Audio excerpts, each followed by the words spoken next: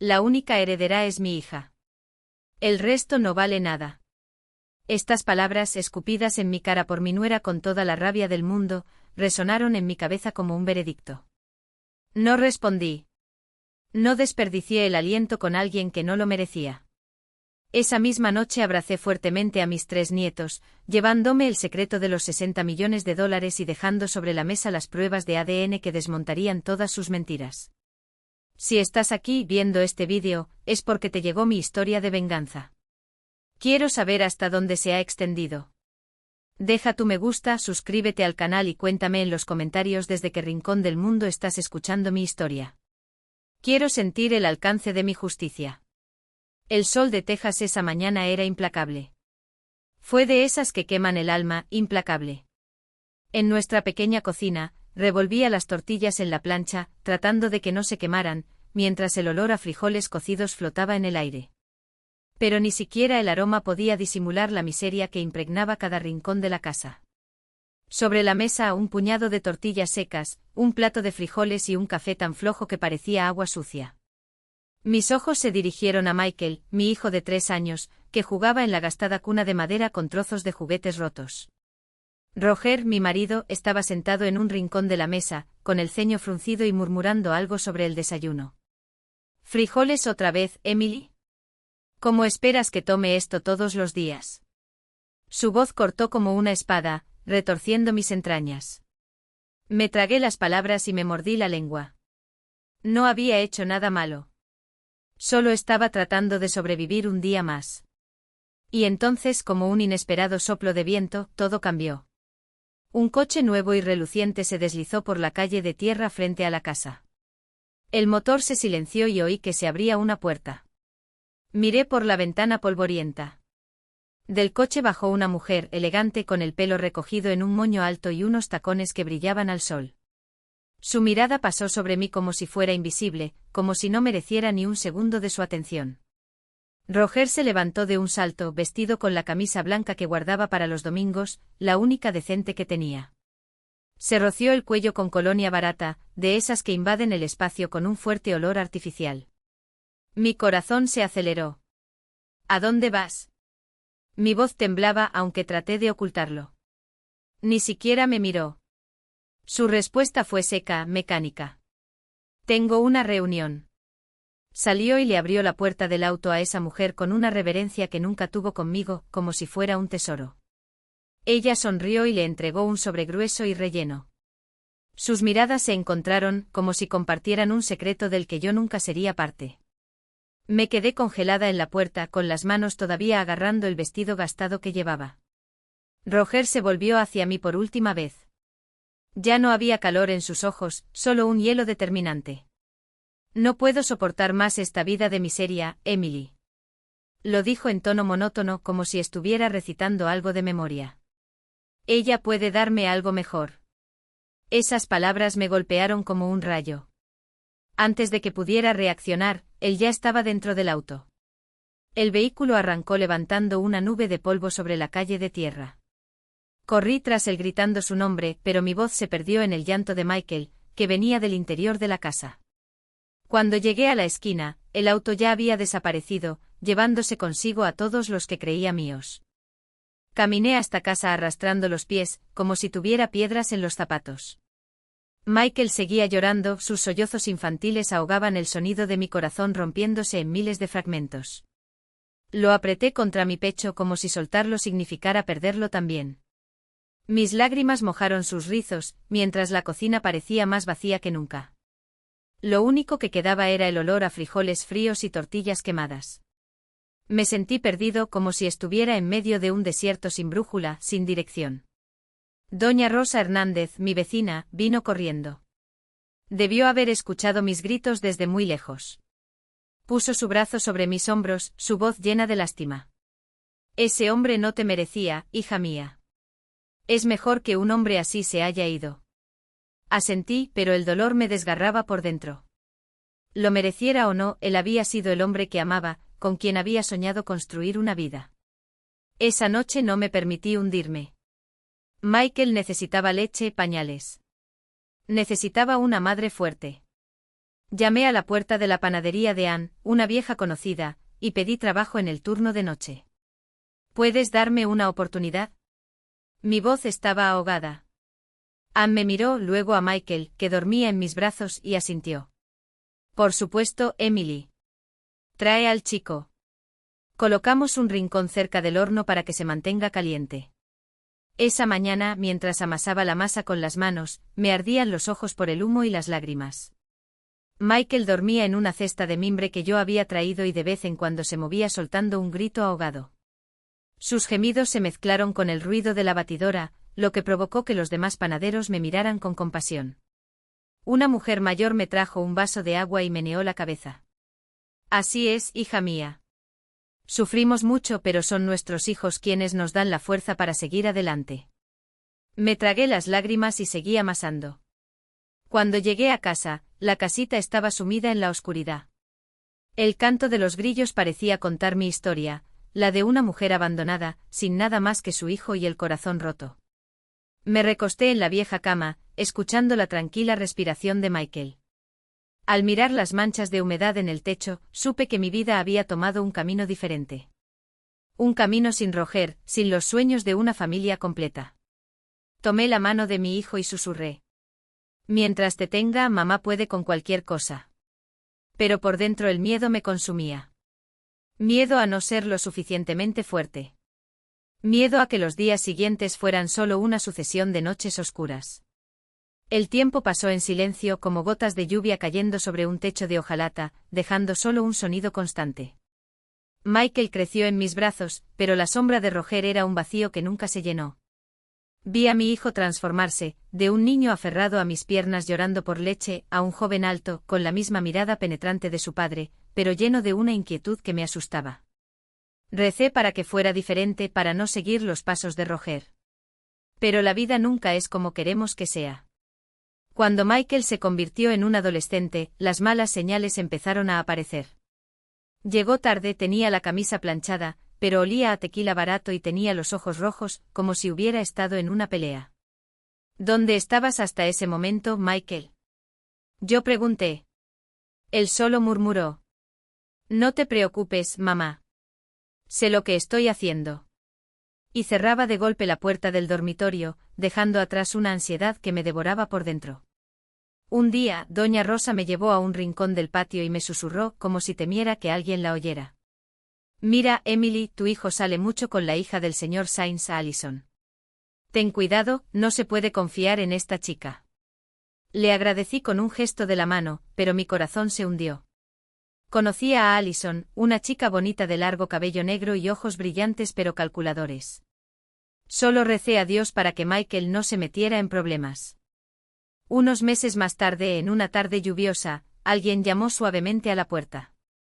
Lo abrí y allí estaba Allison, con los ojos llenos de lágrimas y una mano ya apoyada en su estómago. Estaba mirando a un extraño. Ese no era el Michael que había criado con sacrificio, que dormía abrazándome en las noches de invierno, que lloraba cuando se lastimaba la rodilla.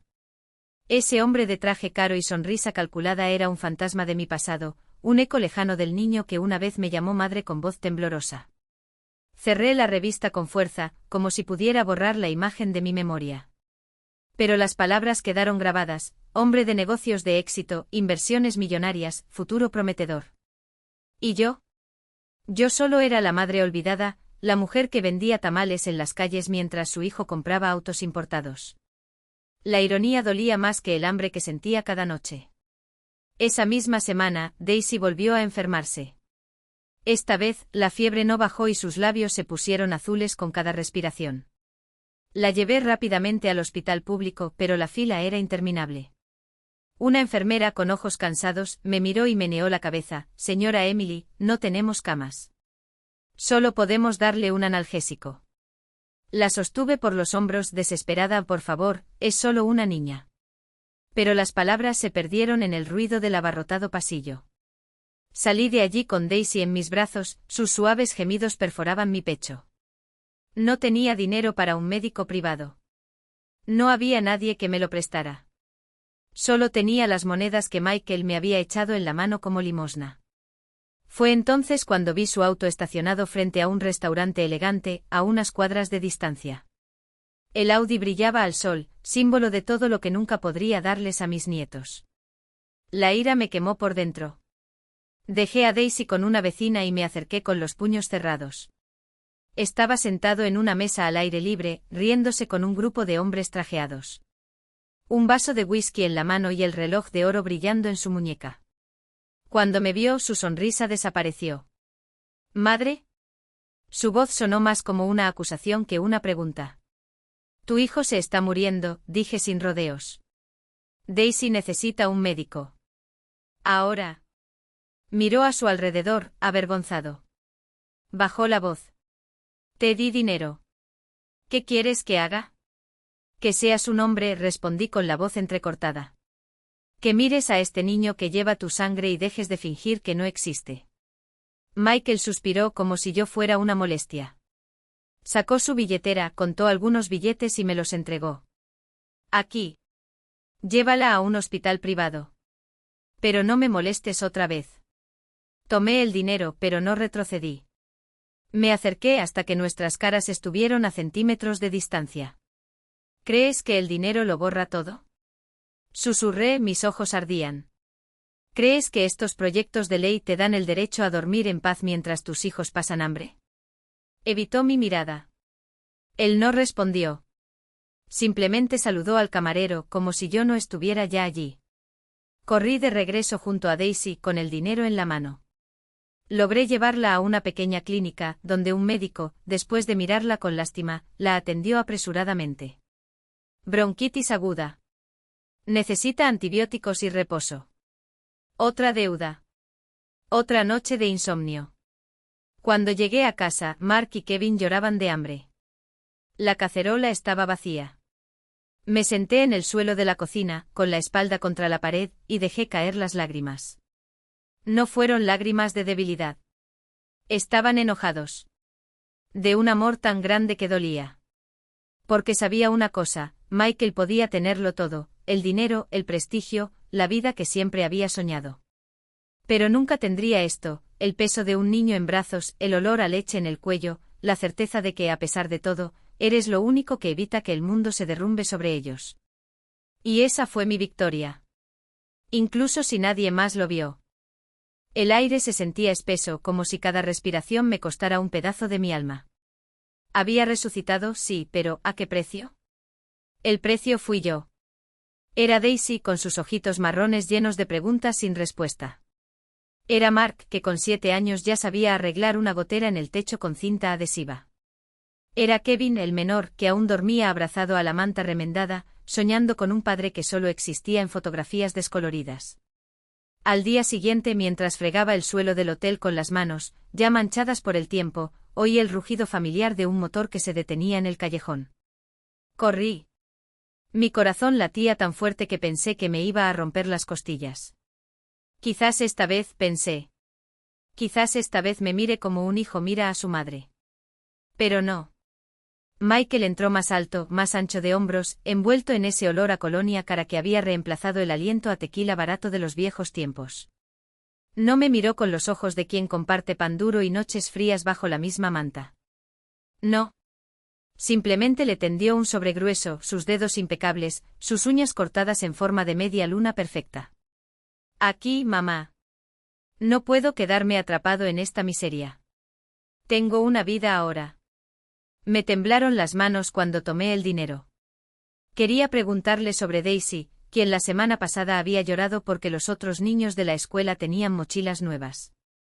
Quería preguntarle por Mark, que todavía guardaba debajo de la almohada el coche de juguete que Michael le había regalado años atrás, el único regalo que había recibido de su padre. Quería preguntarle sobre Kevin, quien todas las noches oraba, Dios, trae a mi padre de vuelta. Pero antes de que la primera sílaba saliera de mis labios, él ya se había dado la vuelta. El motor rugió. Y como Roger me había hecho décadas antes, Michael desapareció en el polvo del callejón, llevándose consigo el último hilo de esperanza que yo todavía insistía en conservar. Abrí el sobre. Notas arrugadas, pocas. Ni siquiera lo suficiente para comprarles zapatos decentes a los 3. El papel me cortó los dedos como navajas. Michael, hijo mío, ¿en qué momento te convertiste en esto? La pregunta se escapó en un susurro, tragada por el suelo de tierra donde mis lágrimas cayeron, inútiles. Semanas después llegó una invitación. Papel brillante y letras doradas, un olor a riqueza que me daba náuseas. Michael Rodríguez e Isabel Torres. La boda sería en un hotel de lujo, de esos que solo vemos en las telenovelas, con cristales colgando como estrellas falsas. Leí la invitación 1, 2, 10 veces. Busqué mi nombre.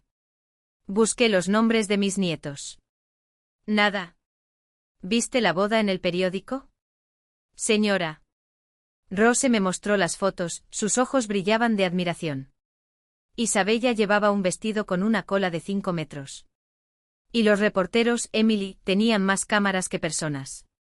Asentí, pero un cuchillo invisible se clavó entre mis costillas. Mi hijo, a quien había criado con sudor y lágrimas, ahora pertenecía a un mundo donde no había lugar para la mujer que lo llevó durante 9 meses en su vientre, ni para los hijos que heredaron sus ojos. A partir de ese día cesaron las llamadas. El número de Michael siempre aparecía con una grabación fría: este usuario no está disponible. Una vez me armé de valor y tomé un autobús a Chicago. El edificio donde trabajaba era un gigante de cristal, tan alto que le dolía el cuello solo de mirarlo. La recepcionista, con los labios pintados de rojo sangre, me miró de arriba a abajo como si fuera un insecto que hubiera entrado por la puerta equivocada. Señor Rodríguez no atiende aquí asuntos personales.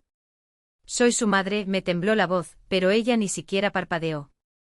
Lo siento. Esas son las reglas. Regresé en el autobús lleno de gente, con las lágrimas ardiendo como ácido. Michael ya no era mío. Él pertenecía a un mundo en el que nunca podría poner un pie, incluso si lavara todos los pisos de la ciudad con mis propias manos. Meses después el destino cruel, irónico nos puso en el mismo lugar. Estaba llevando a Daisy a comprar sandalias de plástico, las únicas que se ajustan al presupuesto, cuando lo vi. Michael, impecable con un traje italiano, al lado de una mujer muy delgada, con una sonrisa que no llegaba a sus ojos. En sus brazos, un niño de 3 años de cabello rizado y piel clara, el retrato vivo del padre que mis nietos nunca conocieron. Michael, llamé con la voz entrecortada. Se giró sorprendido, como si yo fuera un fantasma del pasado que insistiera en no desaparecer. Mamá, dijo, y por un segundo sus dedos tocaron mi hombro, tan ligeros como una pluma. Esta es Isabella, mi esposa. Y este es Simón, mi hijo. Isabella me examinó de pies a cabeza, mi vestido raído, mis sandalias gastadas, mis manos agrietadas por lavar los platos. Vamos, bebé, susurró ella, tirando de él del brazo como si yo fuera contagioso. Daisy tiró de mi falda. Abuela, ¿ese hombre es mi padre? Me tragué las lágrimas. Forcé una sonrisa. Sí, mi amor. Pero está muy ocupado. A partir de entonces, cada vez que llamaba, era la voz gélida de Isabella la que respondía. Deja de molestar a mi marido. Ahora tiene una verdadera familia. ¿Verdadera familia? ¿Qué pasa con Daisy, Mark y Kevin? No llevaban su sangre en las venas. No tenían la misma risa, los mismos gestos, la misma terquedad que cuando Michael era pequeño y se negaba a comer sopa. Por la noche, sentada en el suelo de la cocina, los abrazaba a los 3, escuchando sus preguntas sin respuesta. Abuela, ¿dónde está papá? Mentir. Él está trabajando, pero te ama. Cada palabra era un puñal. Cada sonrisa forzada, una traición. Hasta que llegó la tormenta. Estaba lavando platos, el agua fría me cortaba los huesos, mientras Daisy, Mark y Kevin jugaban en un rincón de la habitación, su risa era la única calidez en la húmeda choza. Entonces, unos golpes desesperados en la puerta. La señora Rose, pálida, empapada, con los ojos muy abiertos. Emily, enciende la televisión. Era Miguel. Un accidente en el camino al pueblo, parece que fue su coche. El mundo se detuvo. Tropecé con el viejo dispositivo, mis dedos temblaban tanto que casi dejo caer el controlador. En la pantalla, llamas. Un todoterreno retorcido con humo negro elevándose hacia el cielo gris. La voz del periodista, impasible. La víctima, el empresario Michael Rodríguez, sucumbió a sus heridas en el lugar. Mi nombre sonó como un disparo. Caí de rodillas. El agua de los platos corrió por mi vestido, mezclándose con las lágrimas. Daisy corrió y tiró de mi manga con sus manitas. Abuela, ¿qué pasó? ¿Estás enfermo? Mark y Kevin se acercaron con los ojos muy abiertos por el miedo. Quería explicarte. Quería decir algo. Pero el dolor era un animal salvaje que me arrancaba la voz. Los abracé con fuerza, como si soltarlos significara perderlos también. Esa noche el frío llegó más allá de los huesos. La lluvia golpeó el techo de hojalata como martillos en mi pecho. Me senté en la mesa de madera, mirando la foto de Michael cuando tenía 5 años, sonriendo, sin dientes de leche y con los ojos brillando como faros. Hijo mío, ¿por qué? Susurré mientras las lágrimas empañaban la imagen. Recordé las noches sin dormir, cosiendo para comprar leche. De los días en que él, pequeño, me tomaba de la mano como si yo fuera su refugio seguro. Ahora ya no estaba. No para un mundo nuevo. A nada. Pero algo dentro de mí no se callaba. Una vocecita testaruda susurraba, no fue así. No pudo haber sido así. Al día siguiente tomé otro autobús. Esta vez para el velorio. Me puse mi mejor vestido, incluso si tenía las costuras remendadas, incluso si estaba descolorido por años de sol. Las calles estaban llenas de vida. Mi corazón vacío. Cuando llegué, un hombre con traje negro me bloqueó la entrada. Lo siento, señora. Tu nombre no está en la lista. Soy su madre, se me quebró la voz. Por favor. Déjame ver a mi hijo por última vez. Una mirada cansada detrás de sus gafas me miró con recelo mientras desdoblaba el pañuelo sucio sobre el mostrador. Prueba de ADN, dijo, empujando el mechón de cabello hacia ella. Mi voz era áspera, como si hubiera tragado un vaso. Quiero saber si este cabello es de mi nieto. La chica vaciló, sus dedos se cernían sobre el teclado. ¿Tiene autorización legal? Documentos del menor. No tengo nada, confesé sintiendo el peso de la verdad aplastarme. Solo tengo esto aquí. Apreté el pañuelo contra mi pecho como si pudiera protegerme de lo que estaba por venir. Y una madre no necesita papel para saber lo que es suyo. Ella suspiró mirando por encima de mi hombro como si esperara que alguien apareciera y me arrastrara. Pero la clínica estaba vacía, solo hacía eco el zumbido de la lámpara fluorescente y el sonido de mi respiración entrecortada. $50, murmuró finalmente como si estuviera cometiendo un pecado. Y no puedo garantizar que el resultado sea aceptado en los tribunales. No necesito un tribunal, respondí contando los billetes arrugados, sucios de harina y sudor. Necesito la verdad. 3 días. 3 noches sin dormir con los niños preguntando por qué la abuela no dormía, porque lloraba en la oscuridad. 3 días escuchando los pasos de Michael haciendo eco en mi cabeza, como si todavía estuviera allí, esperando que lo salvara. Cuando llegó el sobre, me temblaban tanto las manos que casi rompí el papel.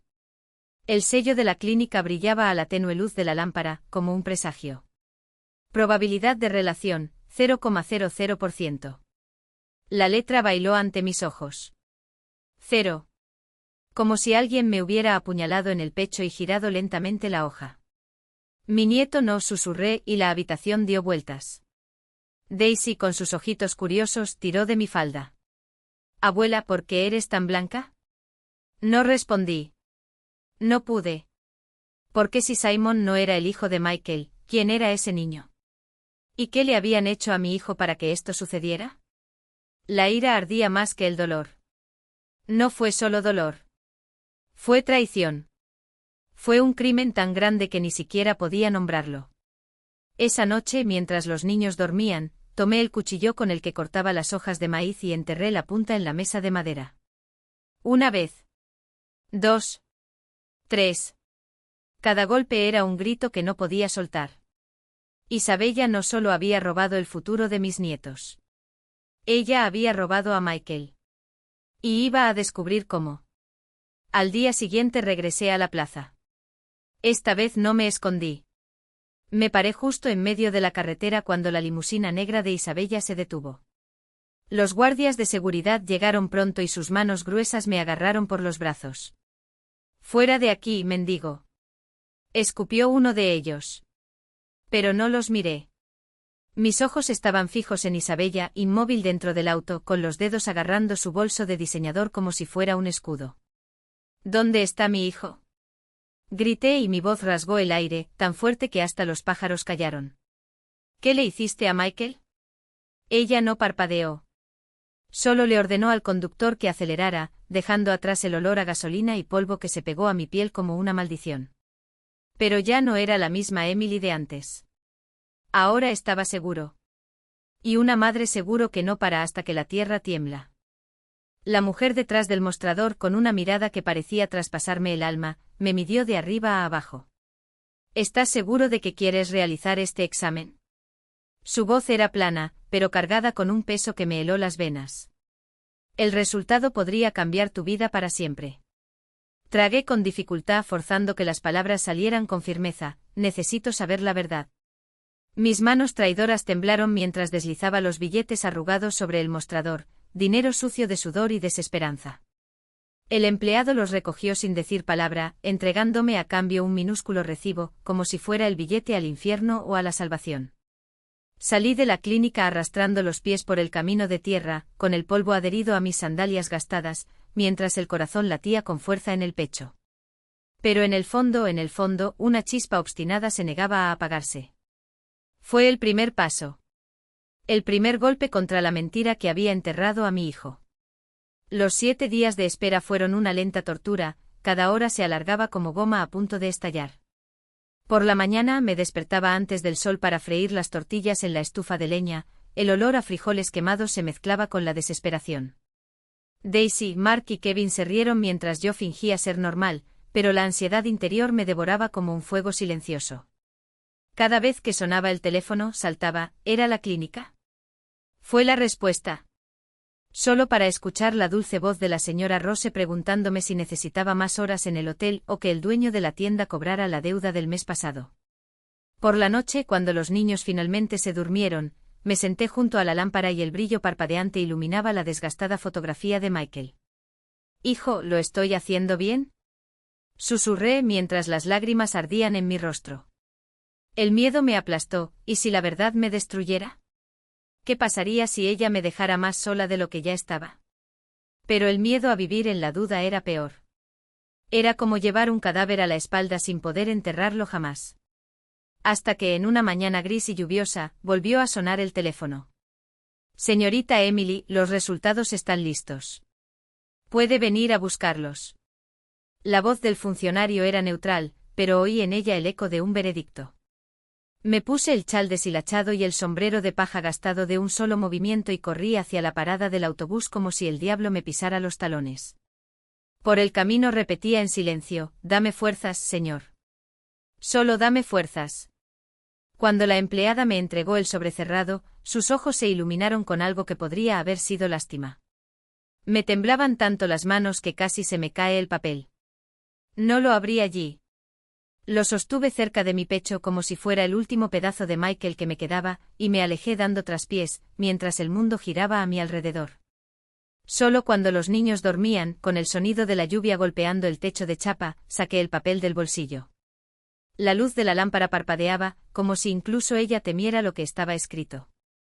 Rompí el sello. Y luego ahí estaba, en negrita cruel, no existe ninguna relación biológica entre Simón Torres y la familia Rodríguez. El suelo se abrió debajo de mí. Las letras bailaron, desdibujadas por las lágrimas que no pude contener. Simon no era el hijo de Michael. No era mi sangre. Todas las veces que Isabella me había humillado, todas las veces que había mostrado a el único heredero como un trofeo mientras empujaba a mis nietos a las sombras, ahora todo tenía un sentido enfermizo. Pero el dolor fue más agudo de lo que había imaginado. Era como si me hubieran arrancado no solo la verdad, sino también una parte de mí. Salí al patio trasero. El cielo caía en gotas espesas, la gente corría en busca de refugio, pero dejé que el agua me empapara, mezclándose con las lágrimas que quemaban mi piel. El frío cortaba, pero dentro de mí sucedió algo extraño, alivio. Finalmente tuve pruebas. Finalmente la mentira quedó desnuda ante mí. Pero luego vinieron otras preguntas, como los cuchillos clavados uno por uno. Si Simon no es el hijo de Michael, ¿de quién es? E Isabella, ¿por qué toda esta farsa? ¿Podría la muerte de mi hijo ser una pieza más en este juego sucio? Esa noche extendí el papel sobre la mesa de madera carcomida, mirándolo como si fuera la última pieza de un macabro rompecabezas. Daisy se despertó frotándose los ojos para quitarse el sueño. Abuela, ¿qué es este papel? Lo doblé rápidamente forzando una sonrisa que lastimó mis labios. Nada, mi amor. Solo abuela buscando la verdad. Ella asintió, bostezó y volvió a la cama. Pero lo sabía, esa verdad no era simple. Fue el comienzo de un camino oscuro y lleno de espinas. Abracé a mi nieta, sintiendo su calor contra mi pecho frío. Pensé en Michael. En el accidente. En los rumores sobre el dinero del seguro en el velorio. Todo empezaba a encajar como piezas de un mecanismo oxidado, pero aún faltaba algo. Una cosa estaba segura, si Simon no era el hijo de mi hijo, entonces la muerte de Michael no había sido un accidente. Ese papel era fuego. Ardía por dentro iluminando la verdad, pero también consumiendo mis certezas. Simon no era de Michael. Eso estaba claro. Pero cada noche me asaltaban preguntas más importantes y más agudas. ¿Por qué? ¿Por qué Isabella mentiría tan descaradamente? Y lo más terrible, ¿hasta dónde llegaría para mantener esta mentira? No pude parar. Aunque el camino que tenía por delante era una oscuridad infinita, aunque cada paso me hundía más en el peligro, tenía que seguirlo. No solo para Michael. Pero para Daisy, para Mark, para Kevin, mis nietos, que me esperaban en casa con ojitos llenos de una confianza que no podía traicionar. Así fue como, en una noche fría y húmeda, abordé un autobús rumbo a Miami. Llevé una cesta de mimbre con dulces caseros y pañuelos bordados, disfrazado de vendedor ambulante. El sombrero de paja, calado, ocultaba mi rostro marcado por el tiempo y la ira. Cuidado, Emily, me advertí, mientras el autobús se balanceaba en las curvas de la carretera. El sonido de los neumáticos sobre el asfalto fue un recordatorio, estaba entrando en un mundo que no era mío. Un mundo de dinero, poder y mentiras bien vestidas. Cuando llegué a la terminal de Miami, el sol del océano me cegó. Respiré hondo, ajusté la canasta en mi brazo y comencé a seguir mi plan. La mansión blanca de Isabella estaba en una calle tan lujosa que hasta el aire olía a dinero. Casas inmensas, vallas altas, coches relucientes yendo y viniendo como si fueran los dueños del mundo. Me escondí en un rincón, fingiendo vender mis dulces en la acera, sin quitar la vista del portón. Lo anoté todo en una libreta gastada, horarios, coches, caras. Hasta que me di cuenta de él. Un hombre alto, siempre con traje gris, bajando de un todoterreno negro. Aparecía con frecuencia. Demasiado. Un día, mientras vendía un pañuelo a una señora de cabello plateado, le pregunté en voz baja. «Perdón señora, ¿quién es usted que siempre va a la Casa Blanca?» Miró a su alrededor como si temiera que las paredes tuvieran oídos, y susurró, «Es David Torres. Ha estado viniendo mucho por aquí últimamente. Dicen que era muy cercano a Isabella, incluso antes de que se casara con el difunto Michael». Mi corazón se detuvo. David Torres. Ese nombre otra vez, como un cuchillo clavado en la herida. Una noche me senté en un café frente a la mansión, fingiendo leer un periódico viejo. A través de la ventana vi a David salir al balcón, con Isabella a su lado. Ella se rió colgada de su brazo como si fueran pareja. Vestido de seda blanca con el pelo recogido y los ojos brillando bajo la luz de los candelabros. Esa imagen me asfixió. Era muy diferente de la Isabella que yo conocía, la mujer que me llamaba molestia, que miraba a mis nietos con disgusto como si fueran basura. Anoté en mi cuaderno con letras temblorosas, David e Isabella a balcón, 8 de la tarde, intimidad sospechosa. Me temblaban las manos, pero lo sabía, me estaba acercando. Muy cerca. Para estar aún más cerca, alquilé una pequeña habitación a unas cuadras de distancia, con las paredes húmedas y el colchón duro como una piedra. No importó. Todas las mañanas regresaba al café y observaba. ¿A qué hora llegó David? ¿Cuánto tiempo permaneció? ¿Qué? Las caritas que alegraron mis días antes de todo esto. ¿Qué les diría si fallara? ¿Cómo podría mirar a mi nieta a los ojos y confesarle que dejé que el asesinato de su padre quedara impune? No, no podía rendirme. Ahora no. Con los puños cerrados y las lágrimas secándose en fuego en mi rostro, tomé el cuaderno donde anoté cada detalle del primer día. Hojeé las páginas como si fueran cuchillos, las fechas, las horas, las miradas intercambiadas entre Isabella y David, el olor a gasolina en el aire esa maldita noche. Todo estaba ahí, grabado en tinta y dolor. ¿Pero qué faltaba? ¿Qué haría que un juez, un jurado, me creyeran? Fue entonces cuando recordé las palabras del detective, sin documentos oficiales. Documentos. Pruebas que no se pueden refutar. Algo que ni siquiera el dinero de los Torres pudo borrar. Al día siguiente, con las manos todavía temblando por la noche anterior, fui a la biblioteca pública de Miami. Entre montones de periódicos amarillentos encontré lo que buscaba, el informe sobre el accidente de Michael, con fotos del coche retorcido y la columna de humo que me perseguía en las pesadillas. Pero había algo más, un detalle que había pasado por alto antes. En la esquina de la página, casi oculto, investigación realizada por la Oficina Forense del Condado de Dade. Informes disponibles a pedido del tribunal. Mi corazón se aceleró.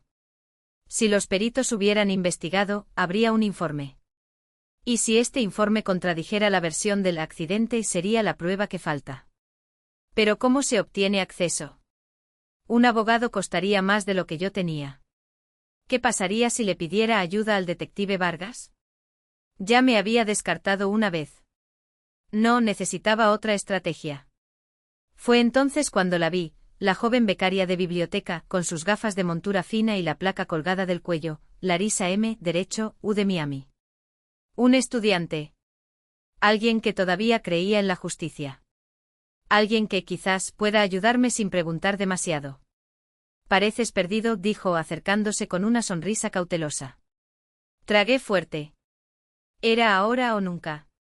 Necesito un favor, susurré, llevándola a un rincón donde los estantes ocultaban nuestras voces. Un favor que podría salvar vidas. O vengar uno que ya fue tomado. Sus ojos se abrieron cuando le conté todo, excepto los nombres, menos los detalles que podrían ponerla en peligro. Pero bastaba con mencionar informe forense, homicidio encubierto, y $60 millones para que su rostro palideciera. Esto es serio, murmuró, mirando a su alrededor como si las paredes tuvieran oídos. Si eso es cierto, estás jugando con fuego. Lo sé, apreté su brazo con tanta fuerza que debió doler. Pero no tengo a nadie más. Por favor. Ella dudó. Luego, con un suspiro, sacó una libreta de su mochila. Veré qué puedo hacer. Pero tienes que entender, si esto sale a la luz, si alguien descubre que yo... Nadie lo sabrá, dije sintiendo ya renacer el peso de la esperanza. Lo juro. 2 días después, Larissa me llamó desde un número desconocido. Su voz tembló. Lo logré. Pero no fue fácil. El informe original fue modificado. Hay borrones, firmas que no coinciden con los registros forenses. Y aún hay más, el informe inicial, realizado antes de los cambios, menciona rastros de cortes en los frenos del coche. Alguien saboteó ese vehículo, Emily. No fue un accidente. Mis rodillas se debilitaron. Lágrimas calientes brotaron, pero esta vez no eran de derrota. Estaban furiosos. Con seguridad. ¿Tienes copias? Pregunté, mi voz ronca. Sí. Pero escaneé y eliminé todo de mis archivos. No quiero eso cerca de mí. Entiendo. Respiré hondo. Gracias. Colgué. Ahora tenía lo que necesitaba. No era solo una grabación borrosa o notas de una anciana desesperada. Era evidencia material. Prueba de que Michael fue asesinado. Prueba de que Isabella y David planearon todo. Pero ¿cómo puedes usar esto sin terminar muerto antes del juicio? La respuesta llegó en forma de un sobremanila dejado debajo de mi puerta esa misma noche. En el interior, solo 3 palabras escritas a mano. Habla con Martínez. Y un número de teléfono. ¿Conmigo? Preguntó con la voz ronca por la emoción, sus ojos brillando con la misma intensidad que el sol que se ponía detrás de los árboles. Sara se llevó las manos a la cara y los dedos le temblaron sobre los labios, como si intentara contener las palabras que no salían. Luego, con una sonrisa que iluminó el crepúsculo, asintió. Sí. 1000 veces sí. Los aplausos estallaron en el patio. Daisy saltó sobre el cuello de su padre, Mark gritó como si hubiera marcado un gol y Kevin, con sus 7 años de sabiduría precoz, se limitó a sonreír y susurrar, por fin. Los observé desde el porche con el corazón tan lleno que parecía a punto de desbordarse.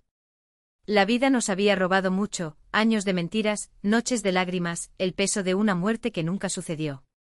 Pero ahora ella nos lo devolvió todo por partida doble, mi hijo de regreso, sus hijos reunidos, un amor que nació como una promesa de renacimiento. Celebremos, anuncié, secándome las lágrimas con el delantal. Hoy hay tamales de postre. La mesa estaba puesta en el jardín, bajo las luces parpadeantes que Michael había colgado entre las ramas. Simon, ahora oficialmente nuestro, ayudó a servir los platos, orgulloso de su nuevo papel en la familia. Sarah se sentó junto a Michael con los dedos entrelazados, intercambiando miradas que no necesitaban palabras. «La vida es extraña, ¿no, mami?», preguntó Daisy, masticando un trozo de pan. «Un día estamos llorando, al siguiente está como completo». Sonreí, pasando mi mano por su cabello rizado. «No es la vida lo que es extraño, mi amor. Es justicia. A veces tarda un poco, pero cuando llega», miré a Michael, que estaba estrechando la mano de Sarah, «ella trae consigo más de lo que soñamos». Esa noche, mientras los niños jugaban al escondite en las sombras del patio trasero, Michael se acercó a mí con 2 vasos de horchata. Nos sentamos en la vieja báscula, que crujía bajo nuestro peso, como en los viejos tiempos. «¿Crees que pagarán por todo?», pregunté, aunque ya sabía la respuesta. Los juicios de Isabella y David estaban programados para dentro de 3 meses. Las pruebas eran irrefutables, el vídeo del mecánico, los depósitos sospechosos, los mensajes cifrados. Incluso el propio Simon, ahora bajo nuestra custodia, había dado una declaración impactante sobre las conversaciones que escuchó en la mansión. La tía Isabella dijo que eras un obstáculo, papá, había confesado con una sinceridad que rompió los corazones de todos en la oficina del jefe de policía. «Pagarán», respondió Michael, con los nudillos blancos alrededor del vaso. «Pero eso no es lo que me mantiene despierto por la noche». «¿Y qué es?». Miró a Sarah, que se reía de algo que Mark estaba diciendo con los ojos brillantes. «El miedo a volver a perderlo». «No merecedor». Apreté su brazo con firmeza. «Te lo mereces, mijo. Cada segundo de esta paz. Cada risa de estos niños. Cada mirada que Sarah te da como si fueras el único hombre en el mundo». Michael respiró hondo como si finalmente se permitiera creer. «Gracias, mamá. Por nunca rendirte conmigo». «Nunca me rendí», susurré. «Ni siquiera cuando el mundo dijo que estabas muerto». El viento traía el olor a tierra mojada y a las flores que Sarah había plantado la semana anterior. A lo lejos, desde la casa de los vecinos llegaba una música baja, una vieja ranchera, de esas que hablan de amor y redención. «Creo que le pediré a Simon que sea mi padrino», dijo Michael de repente. Parpadeé sorprendida. «¿Quieres que un niño sea tu padrino?». Él se rió, un sonido raro y precioso. «No. Quiero que sea mi hijo. Oficialmente». «Si quiere, claro». Su corazón dio un vuelco en su pecho. «Él lo querrá», le aseguré. «Ya eres el padre que nunca tuvo». Michael asintió con los ojos húmedos. «Entonces está decidido. Démosle un apellido. Y una familia que nunca lo abandonará». Esa noche, mientras las estrellas caminaban suavemente sobre nosotros, supe que la batalla había valido la pena. No solo por la justicia que vendría, no solo por la verdad que finalmente había salido a la luz del día, sino por eso, la mesa llena, las manos en la mano, el futuro que, contra todo pronóstico, había elegido sonreírnos. Y cuando Simon, ya en pijama, corrió hacia Michael y saltó a su regazo, preguntándole si podía llamarlo papá de ahora en adelante, no hubo palabras. Solo un abrazo tan fuerte que pareció coser, de una vez por todas, los pedazos rotos de nuestras vidas. «¿Te casarías conmigo?». La voz de Michael temblaba, pero no por miedo, era la vibración de alguien que sostenía, por primera vez, algo tan frágil y precioso que incluso el aire parece pesado. A su alrededor, el mundo estalló en risas y gritos, Daisy saltaba como si el suelo estuviera hecho de resortes, Mark aplaudía con la solemnidad de un juez en un tribunal de alegría, Kevin lanzaba pétalos de papel al aire como si fueran estrellas fugaces y Simon corría en círculos, riendo con esa risa que solo tienen los niños, de esas que se extienden hasta las paredes. Sara no necesitaba palabras. Sus ojos desbordados respondieron antes de que sus labios pudieran formar un sí. Y allí, entre lágrimas que corrían sin permiso, la estreché contra mí sintiendo el peso de cada batalla, cada noche de desvelo, cada oración susurrada en la oscuridad transformarse en algo ligero. Mi hijo había encontrado la felicidad. No la versión barata, no la ilusión pasajera, sino esa cosa rara y verdadera que crece en los espacios entre las cicatrices. La boda fue como ellas, sencilla, pero llena de alegría que no cabía dentro de la pequeña iglesia de madera al final de la calle. Michael, con un traje prestado y una corbata ligeramente torcida, miró a Sara como si fuera la única estrofa de una canción que había pasado toda su vida intentando recordar. Ella, vestida de blanco, no el blanco frío de los cuentos de hadas, sino el que brilla porque ha sido lavado 1000 veces y aún se resiste a desteñirse, caminaba por el pasillo con los pies descalzos sobre la alfombra desgastada, como si cada paso fuera un gracias al universo. Daisy, la pequeña dama de honor, esparció pétalos con la seriedad de una reina en su coronación, aunque tropezaba cada 2 pasos. Mark, el portador de los anillos, los sostenía con ambas manos, como si fueran la llave de una caja fuerte llena de felices secretos. Kevin, el artista, lanzaba confeti como si pintara el aire. ¿Y Simón? Simon era el sol ese día, dondequiera que fuera, la luz lo seguía, y dondequiera que se detuviera, la risa explotaba. Cuando el pastor los declaró marido y mujer, algo dentro de mí, algo que ni siquiera sabía que aún me dolía, finalmente sanó. Años de dolor. Noches en las que el silencio era tan fuerte que dolía. Lágrimas tragadas, gritos ahogados, la sensación de que el mundo me había olvidado en algún rincón oscuro. Todo eso se disolvió en el sonido de esas risas, en la imagen de esos cuerpos bailando torpemente entre las sillas, en la certeza de que a veces, la justicia no llega con trofeos ni titulares, sino con mesas llenas, abrazos largos y un futuro que, contra todo y contra todos, se atreve a ser bueno. Los 6 millones de dólares, sí, 6 millones, no la absurda fortuna que inventaron los periódicos, no compraban la felicidad. Compraron oportunidades.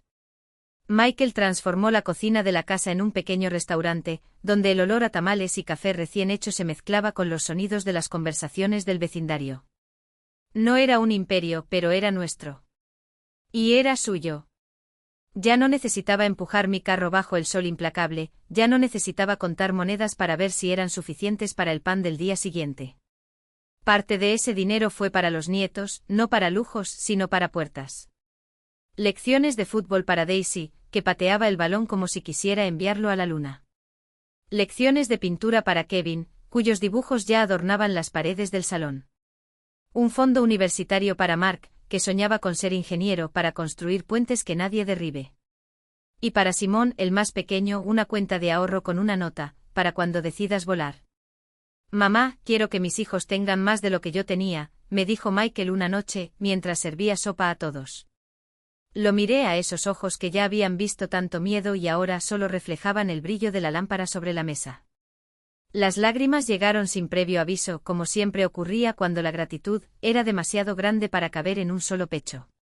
Hijo, verte feliz es más de lo que merecía. Ahora, sentado en el patio trasero, observo el espectáculo, Michael y Sara, tomados de la mano, susurrando como si todavía tuvieran secretos que contar. Niños jugando al escondite entre los árboles, sus gritos se mezclan con el canto de los pájaros. Pienso en los días en los que pensé que todo había terminado. Cuando el dolor era tan intenso que ni siquiera podía llorar. Pero la vida, obstinada, se empeñó en demostrarme que hasta las tormentas más furiosas se rinden cuando hay amor sembrado en medio de ellas. Cierro esta historia con un corazón tranquilo, sabiendo que no importa cuán oscura sea la noche, el amor por un niño es la linterna que nunca se apaga. Y si estás leyendo esto hoy, si alguna parte de este viaje te resuena, solo tengo una petición, detente. Mirar alrededor. ¿Cuántas madres ahogan sus gritos para mantener las apariencias? ¿Cuántos niños crecen pensando que el silencio es el precio de la paz? No digo esto para juzgar. Cuento para temblar. Porque si estuvieras tú en mi lugar, si fuera tu hija con los ojos llenos de miedo, tu hijo temblando en los rincones, ¿qué harías? ¿Te quedarías quieto, tragando lágrimas como piedras? O se arrancaría la máscara por mucho que le doliera, y lucharía hasta que volviera la luz. Dime. Necesito saberlo. Porque cada historia que compartimos es una vela encendida en la oscuridad de alguien. Y creo con toda el alma, que Dios bendice a los valientes. Que la justicia, aunque sea tarde, llega. Ese amor, cuando es verdadero, siempre gana. Mientras tanto, aquí te dejamos 2 historias que cambiaron la vida de quienes las escucharon. Lo prometo, te harán repensar todo. Y gracias de verdad por quedaros hasta el final. Tu presencia aquí ya es una prueba de que en el fondo, todos buscamos lo mismo, un final que valga la pena.